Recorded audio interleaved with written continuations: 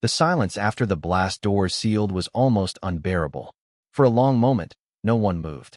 The air inside the central shelter was thick with the scent of burned circuitry and Kravar musk. Every sound, the soft hiss of ventilation, the distant groan of metal, felt too loud, too fragile. Ria stood just inside the entry, pulse pistols still warm in her hand. The cubs surrounded her in tight formation, their armor dimmed to stealth tones. Beyond them, families huddled together, mandibles trembling, eyes fixed on the door as though staring could keep it closed. Then the floor shuddered again. A deep, distant concussion rolled through the deck, the kind of sound that meant another section of the outpost had just died. Ria turned to Thexarn.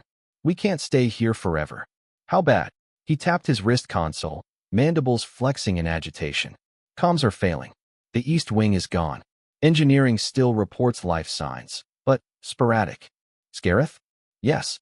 They struck from the dark, boarded through the maintenance locks. "Small ships, parasites, fast and cheap.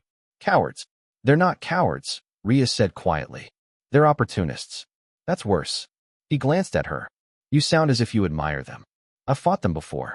"Admiring isn't the same as underestimating." Thexarn gave a low growl, but didn't argue.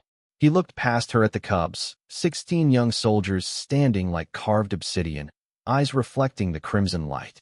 "Your pupils wait for orders," he said. "They're not mine," Ria replied. "They're ours. You'll command them when I'm gone." "When you're gone." Ria checked her sidearm, ejected the spent cartridge, slid in a fresh cell. "Someone's got to reach engineering.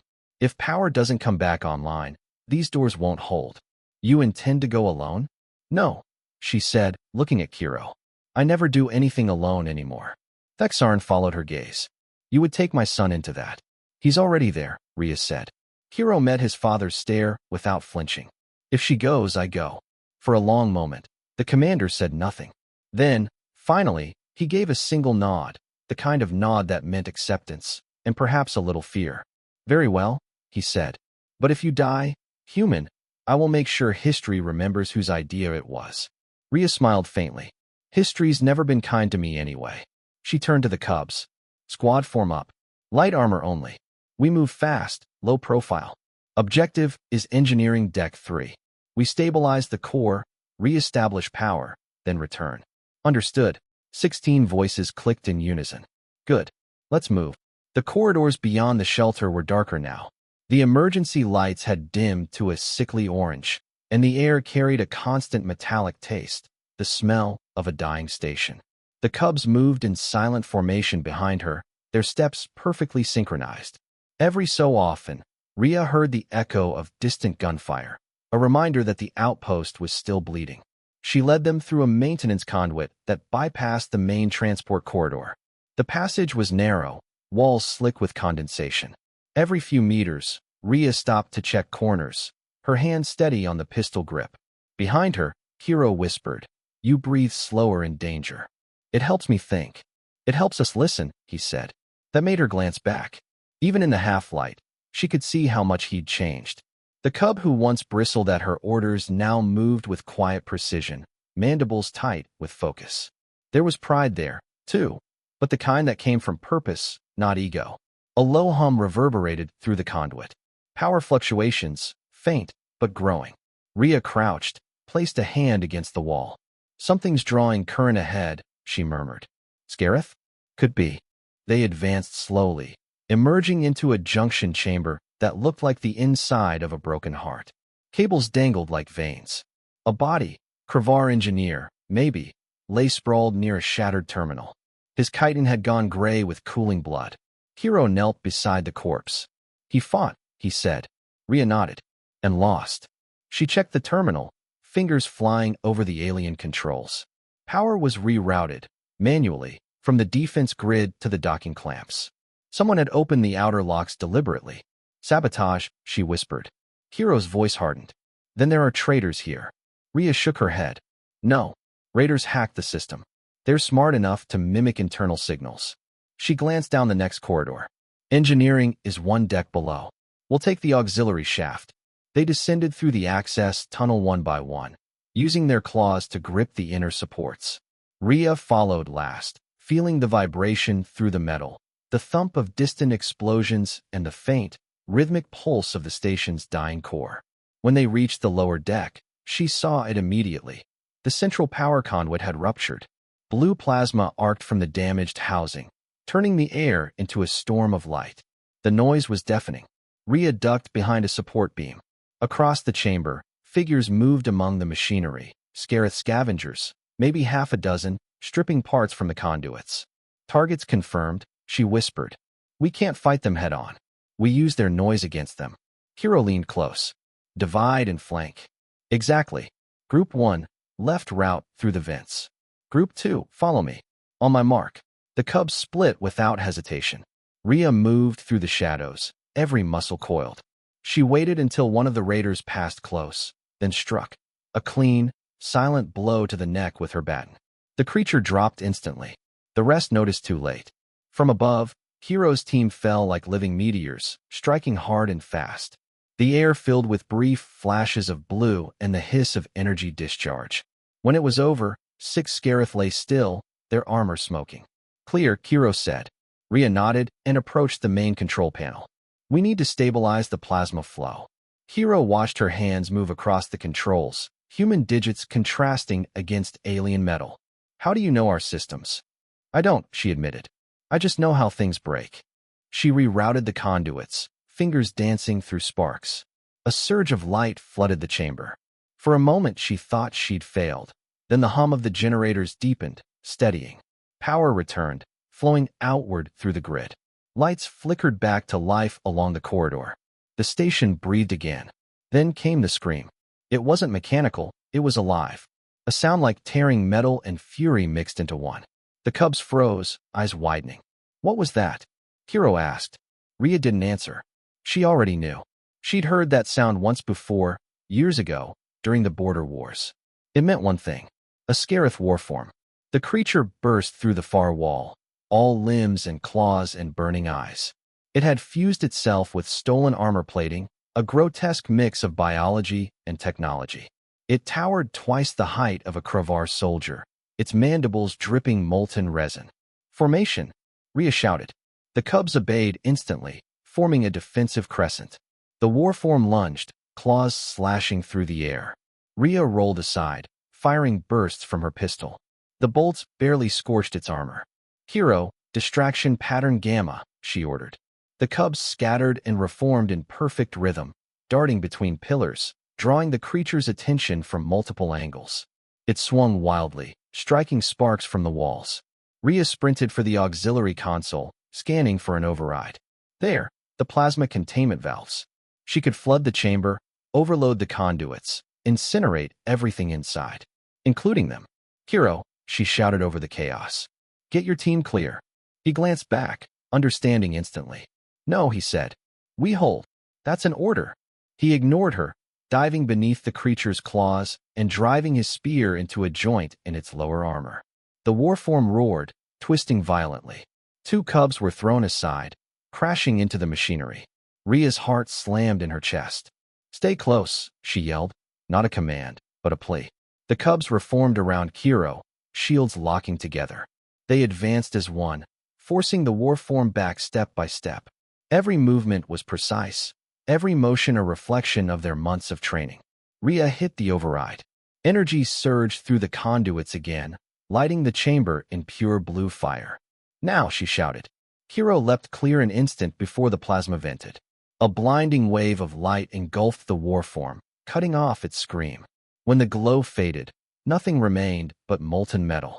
The cubs were silent, breathing hard, their armor scorched.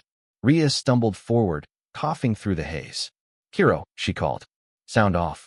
We live, he said, voice hoarse but steady. She smiled faintly. Good. Then we won. He looked around at the wreckage, at the blackened walls, the glowing conduits. Was this victory? Ria holstered her weapon. It's survival. That's better. The light faded slowly.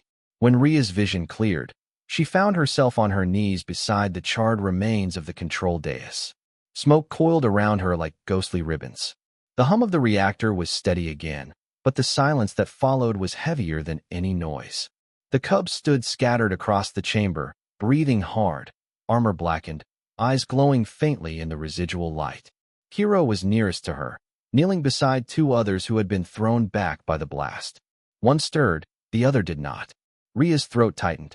She crawled forward, pressing her fingers to the still cub's neck. No pulse. The small armor plates along its spine had melted together. It was gone. For a moment no one spoke. The victory felt hollow, the air too thin to breathe. Hero looked up at her. He followed your order, he said quietly. Ria forced herself to meet his gaze. He followed ours. The words tasted like ash. She stood, shaking the dust from her hair. We can't stay here. The station's still compromised. Gather what you can and move out. The cubs obeyed without question. Thexarn's soldiers would be regrouping by now, and she needed to reach them before the next wave hit. As they climbed back toward the upper decks, Ria could hear the difference in their movements. The rhythm had changed. There was no fear now, only determination sharpened by loss. When they reached the junction, emergency lighting flickered back to life, powered by the restored core. The station's PA system crackled, Thexarn's voice emerging through layers of static. Engineering, respond. Report status. Ria tapped her wrist unit.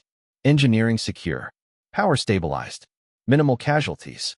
There was a long pause before his voice returned, softer than before. Minimal. One lost, she said. The rest are moving to reinforce. Understood. Central sector under siege. We're holding, but barely. The raiders have dug in around the comms array. We're on our way. She cut the link before he could argue. The route back to the central shelter was worse than before. Bulkheads had collapsed. Corridors were littered with debris. They passed bodies, Kravar and Scarith both, strewn across the deck. The cubs moved with silent reverence, pausing only to clear a path or to drag away the wounded. Halfway through a collapsed service hall, a faint metallic groan made Ria stop. Hold, she whispered. She listened. A slow scraping noise, like claws on steel, echoed from the shadows. The cubs tightened formation around her. Then a figure stumbled into view. Kravar officer, bleeding from the leg, weapon dragging at his side. Don't shoot, he rasped. They're right behind me. Something hit him from behind and threw him forward. The creature that followed was larger than the raiders they'd fought. A Scarith brute, armored in scavenged plating, its face split with too many eyes. Ria fired twice, shots glancing off its chest. The cubs surged forward. Hero struck low, driving his spear into its knee joint. Another cub leapt from above, landing on its back and tearing at the armor seams. The brute bellowed, spinning wildly, slamming its attackers against the walls. Ria aimed for the head and fired again. This time the bolt found a gap. The creature fell, twitching once before going still. The wounded officer looked up at her, mandibles trembling. You teach them this? I teach them to stay alive, she said. He tried to stand, failed, and gave a weak laugh. Then maybe humanity isn't as weak as we thought. She helped him to his feet, signaling two cubs to support him. Come on. You're not dying here. They pressed on. The sound of battle grew louder. Bursts of gunfire, the metallic clash of Kravar weapons. When they emerged into the central concourse, the sight froze them all. Thexarn and a small line of soldiers were pinned behind a barricade of overturned cargo containers. Across the open floor, Scarith raiders had dug in, using scavenged turrets to keep them suppressed. Sparks rained from the shattered ceiling above. Thexarn looked up as Ria's team appeared from the corridor. You're late, he shouted. Power's back, she yelled back. Now let's finish this. She didn't wait for orders. The cubs broke into formation, moving along the left flank while Ria sprinted toward a damaged console. She rerouted auxiliary energy from the cargo grid to the defense turrets. One by one, the Kravar guns came alive again, swiveling toward the raiders. Cover fire. Thexarn barked. The cubs obeyed, their formation holding perfectly as they advanced through the smoke. Hero moved like lightning, deflecting incoming fire with his shield. Ria saw him pull another cub to safety, then rise again without hesitation. The battle became a rhythm, chaos sculpted into precision. Kravar soldiers, inspired by the cubs' unity, began to mirror their movements. Lines were formed, charges held. The tide turned slowly but undeniably. A grenade rolled toward Ria's position. She dove behind the barricade as it exploded, heat washing over her back. Pain flared along her shoulder, but she ignored it. When she rose, she saw the raiders breaking, scattering toward the eastern corridor. Thexarn roared, his voice echoing through the chamber. Drive them out. Within minutes, it was over. The surviving Scarith fled through the ruptured docking bays, their ships detaching from the outpost and vanishing into the void. Silence fell again. Smoke drifted upward through the broken ceiling. Ria stood among the wreckage, chest heaving. Thexarn approached, armor scorched, one arm hanging limp. He looked at her, then at the cubs, 16 down to 15. You did this, he said. They did, she corrected. He looked around the room, at his soldiers, at the civilians emerging from the shelters, at the young ones standing tall among veterans. They fought like veterans, he said. They fought like family. For a long time neither spoke. Then Thexarn stepped closer. Your methods, your calm, it changed them. It changed us. Ria smiled faintly. War changes everyone.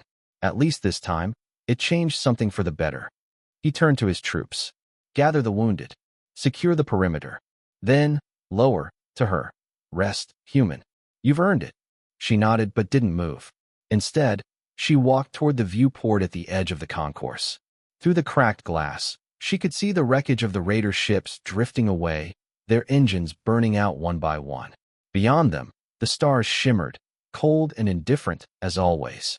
Hero joined her there, his armor streaked with soot. They'll tell stories about this, he said softly. Probably, she replied. They'll make it sound cleaner than it was. Is that bad? Ria thought about it. Maybe not. Sometimes stories are how we make sense of the mess. He looked at her, mandibles clicking softly. We lost one of us. I know. What do we do now? She rested a hand on his shoulder plate. We remember. And then we keep moving. He nodded slowly, as if memorizing the words. They stood together in silence for a while, watching the rescue lights from the Kravar fleet begin to approach. Pale blue arcs cutting through the darkness. The station was alive, battered but breathing. When the first transmission came through confirming the raiders' retreat, Ria finally allowed herself to exhale. Thexarn's voice came over the comm again. The Dominion owes you, Valen. Ria smiled, tired but genuine. Then teach them something useful. Teach them to stay close. There was a pause on the line. Then, quietly, always, she turned back to the cubs. They were gathered together, 15 now instead of 16, but their posture was proud, their eyes bright. They didn't need words. They already understood. The station around them was scarred, burned, filled with the ghosts of the night's battle. But inside that circle of survivors, there was peace. And as Ria Valen looked at them, at Hero, at the faces she had trained, at the lives she had helped shape, she felt something she hadn't felt in years. Hope. Not the fragile kind that trembled on the edge of loss, but the steady, enduring kind that came from what they had built together. The kind that could outlast war. The kind that could echo through generations. She turned back toward the stars, the faint light of distant suns glinting off her armor. The battle was over. The lesson was not. And somewhere deep within the newly restored systems of Venra 7, her voice, recorded through the station's intercoms, looping quietly for those who needed it most, repeated the words that had carried them all through the fire. Stay close. The fires aboard Venra 7 had quieted, but the silence that followed was not peace. It was the weight that comes after survival, the aching, heavy stillness when adrenaline fades and the mind begins to understand what the body endured. Ria Valen stood in the fractured main concourse, surrounded by smoke, shattered glass, and the faint pulse of emergency lights. Her shoulder throbbed where shrapnel had torn through her armor. Her ears still rang from the last explosion. But the Kravar cubs, her cubs, stood near her in formation, heads high, eyes steady. 15 now, not 16. She forced herself not to glance toward the far wall where the fallen one had been laid beneath a sheet of scorched thermal foil. There would be time for grief later. Now there was only motion. Around them, the Kravar soldiers were moving through the wreckage, checking survivors, rerouting power, sealing hull breaches. Thexarn's voice echoed faintly through the comm channels, issuing orders, steady and precise despite exhaustion. The battle had ended, but the work of keeping Venra 7 alive had just begun. Ria keyed her wrist unit, opening a direct line to Thexarn. Central concourse is secure, she reported. Civilians accounted for.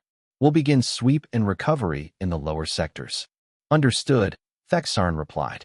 His voice was rougher than usual. Dominion reinforcements will dock within the hour. We need all corridors clear for med-evac and engineering crews. Copy that. She turned to her students. You heard the commander. We move out. Pair up. Check for trapped personnel. If you find anyone breathing, you bring them to the concourse. No one gets left behind. The Cubs responded with a single resonant click, their version of yes, instructor. Even now, even with loss still raw in their throats, they followed her orders without hesitation. As they spread out, Ria found herself walking beside Kiro. His armor was streaked with soot and dried plasma, his usually polished chitin dull from smoke.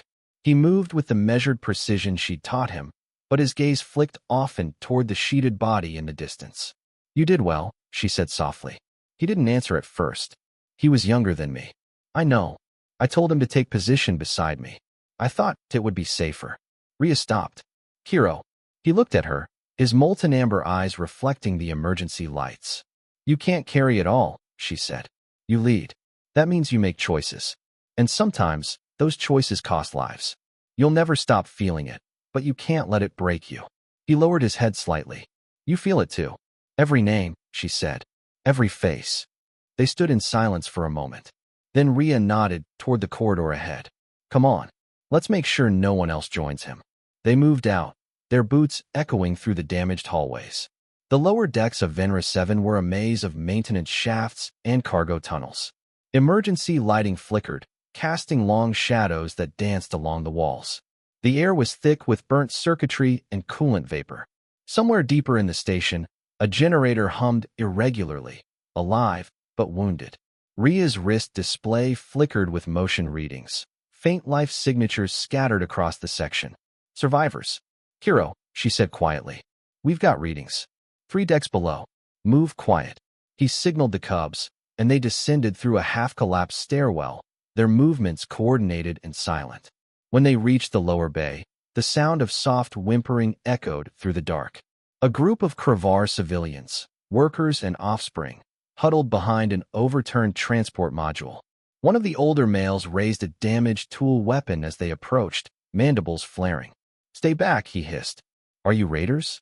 Ria stepped forward into the light, raising her hand slowly. Human Coalition Liaison. Ria Valen. We're here to help. The Kravar blinked, confused. A human? With cubs? Kiro stepped beside her, chest plate gleaming faintly. We are her formation, he said, voice firm. She is our commander. Something in his tone carried weight. The civilians relaxed, disbelief giving way to weary relief. Please, one of them said. The pressure seals failed. There are wounded inside. Ria nodded. Show us. They followed the group into a small maintenance bay, where 2 Kravar lay pinned under a collapsed support beam. Ria knelt beside them, scanning quickly. One was unconscious, the other gasping but alive. Kiro, we need leverage here. He and 2 Cubs positioned themselves beneath the beam. Their muscles strained as they lifted, mandibles grinding in effort. Ria slipped underneath, pulling the trapped Kravar free. Got them, she called. The beam dropped with a metallic clang, echoing through the bay. She checked the wounded with her medkit, sealing ruptures and injecting stabilizers. They'll live, she said.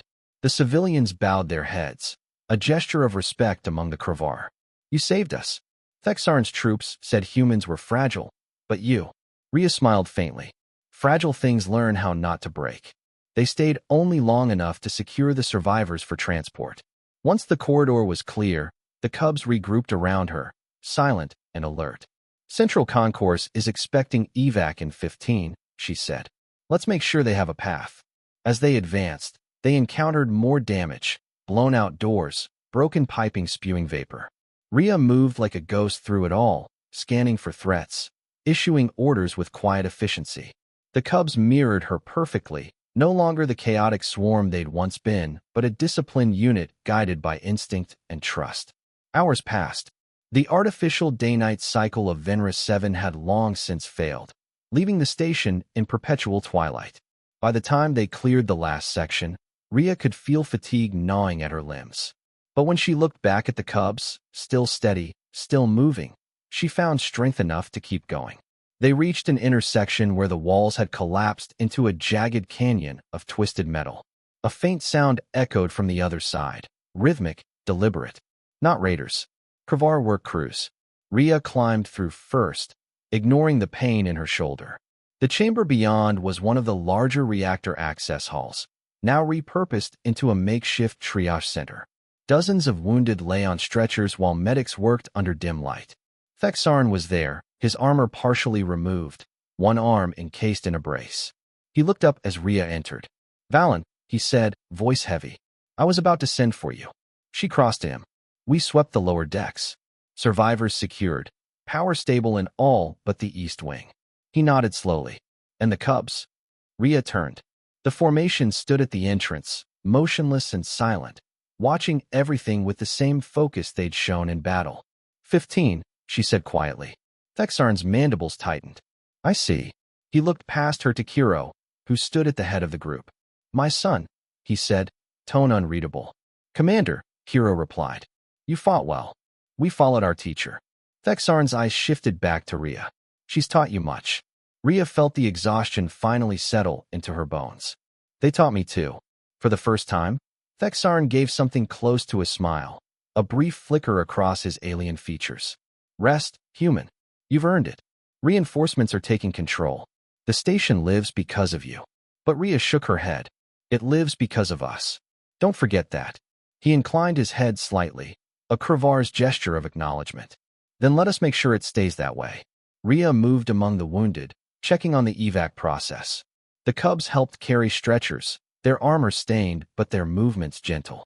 Wherever they went, eyes followed. Kravar soldiers, medics, civilians, all watching the young warriors move under the guidance of a fragile human. The story was already spreading, whispered from one mouth to another. The Cubs of Venra 7. The human teacher who walked them through fire. And Ria could feel it. Not pride, exactly, but something deeper. The knowledge that maybe, just maybe, the galaxy would remember this moment for what it truly meant. Not victory, not dominance, but understanding. As she leaned against the bulkhead, watching her students at work, a strange calm settled over her. The war was over, the battle won. Yet she knew this was only the beginning of something far greater. Kiro approached quietly. "Miss Ria," he said. She looked up. "Yes. The wounded are secured. Thexarn says we are to escort them to the hangar when the ships arrive." "Then that's what we'll do." He hesitated. "You're hurt. I'll live." He tilted his head. "Humans always say that when they are not certain." She laughed softly. "Maybe. But I'm certain about this. You did well, Kiro. All of you did." He seemed to stand a little taller. "We only did what you taught." Ria looked at the others, at the quiet strength in their eyes. "Then remember it. One day, you'll be the ones teaching." The moment hung there between them, simple and unspoken. The kind that didn't need to be recorded to last forever. By the time the Kravar reinforcements arrived, Venra 7 no longer looked like an outpost. It looked like a scar, but a living one. The cracks had been sealed, the flames contained, and the station's hum had returned, faint but steady, like the heartbeat of something that refused to die. The hangar was a frenzy of motion. Rescue ships hovered in docking alignment, their blue thrusters casting shimmering light across the walls. Stretchers lined the decks, medics shouted orders, and the air was filled with the smell of disinfectant and burnt ozone. Ria stood near the central ramp, clipboard in hand, watching as her students, the 15 Kravar Cubs, loaded survivors with a coordination that turned heads everywhere they went. Every movement was deliberate. Every order followed without hesitation. Soldiers twice their size stepped aside to let them pass, and civilians stared openly, whispering as they realized who they were. The story had already taken root. The human teacher, the Kravar Cubs, the battle that had turned chaos into discipline. Thexarn approached, his heavy steps reverberating against the metal floor. His arm was now completely encased in an exosplint, and one of his eyes bore the faint scar of plasma burn. Despite it all, he carried himself with unshaken authority. "You are staying behind, I presume," he said, voice deep. Ria gave a tired smile. "If I leave, who's going to clean up your mess?" Thexarn's mandibles twitched, amusement or something close to it. "The Dominion fleet has requested your report personally. Your actions will be studied." "I didn't do it for study," she said quietly. "I know." He turned his gaze toward the Cubs. "Nor did they fight for glory. It seems humanity's ways are contagious." Ria looked at them, their dark silhouettes moving against the hangar lights. Contagious isn't always bad. He was silent for a moment, then said, "When I first met you, I thought the Dominion had insulted me by sending a single human to instruct our young. I thought it a waste of time. I was wrong." She met his gaze. "It wasn't about proving who's stronger, Thexarn. It never is." He inclined his head slightly. "Perhaps, but strength takes many forms. I see that now." As he walked away to oversee another group of evacuees, Ria's eyes drifted upward to the viewport above the hangar. Beyond it, the stars burned cold and distant. The same stars she had watched on her first night here, when the cubs were wild and unbroken, when she still doubted whether her presence meant anything at all. Now she knew. Hero approached, his armor polished clean, the edges reflecting the light. His movements were slower now, heavier, not from injury, but from the weight of everything he had seen. "Everything is clear," he reported. "The wounded are aboard. Commander Thexarn says the last transport leaves in 30 minutes. "Good," Ria said. "How are the others?" "They are quieter than before," he said. "But proud. They should be." He hesitated. "Miss Ria, what happens now?" She turned to face him fully. "Now." She let the word hang in the air. "Now we rebuild. We help whoever comes next. And we remember why we fought." Hero looked thoughtful. "To survive. To protect," she corrected softly. "Survival is instinct. Protection is choice." He nodded slowly, repeating the words under his breath as if carving them into memory. Then one of the smaller cubs, barely taller than Ria's shoulder, approached shyly. "Instructor," it said in halting galactic standard, the syllables heavy with accent. "May we stay close?" Ria's throat tightened. She crouched down, resting a hand gently on the cub's shoulder. "Always."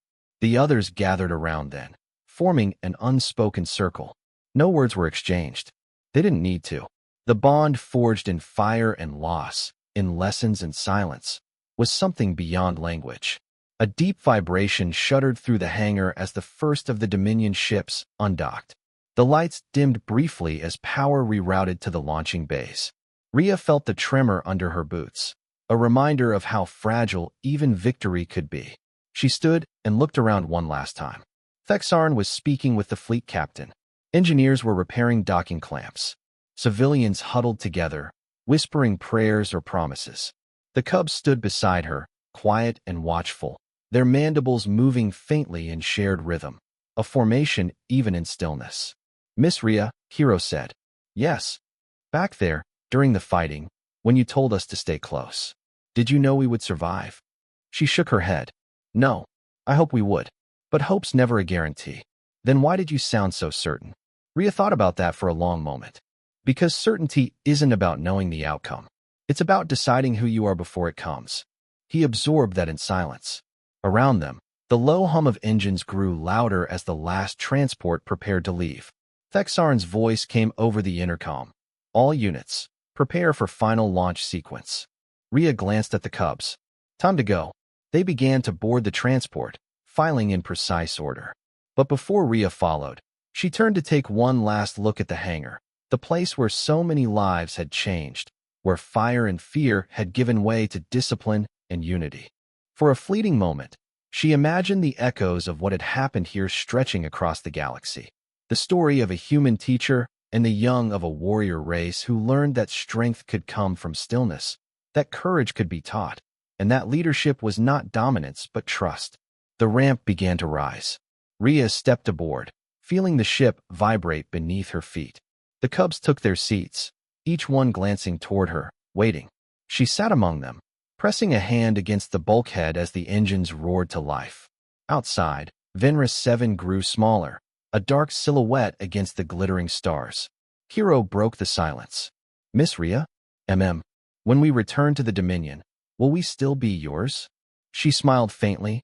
"I still on the shrinking station. You were never mine, Hero. You just chose to walk with me." He tilted his head. "Then we will keep walking." "Good," she said softly. The ship cleared the last docking clamp and glided into the void. For a long while, no one spoke. Then, as the stars stretched into long white lines, one of the cubs murmured in their native tongue, the phrase that had carried them through every trial. Hero translated without being asked. "Stay close." Ria closed her eyes, the hum of the engines steady beneath her, and allowed herself the rarest of luxuries, rest. As the ship accelerated toward the Kravar fleet, the survivors aboard carried more than reports and scars. They carried the beginning of a legend, one that would outlive every name spoken that night. The story of the human who taught a generation of warriors that unity was strength, that calm could defeat chaos, and that courage was not born, it was taught. Outside, the stars waited, silent, eternal, watching. And in that silence, Ria Valen dreamed not of battles or loss, but of classrooms filled with laughter, of young Kravar learning to trust, of a galaxy slowly unlearning the language of war. When she finally opened her eyes again, Venra 7 was a distant glimmer, a scar against the dark. But it was alive, and so were they.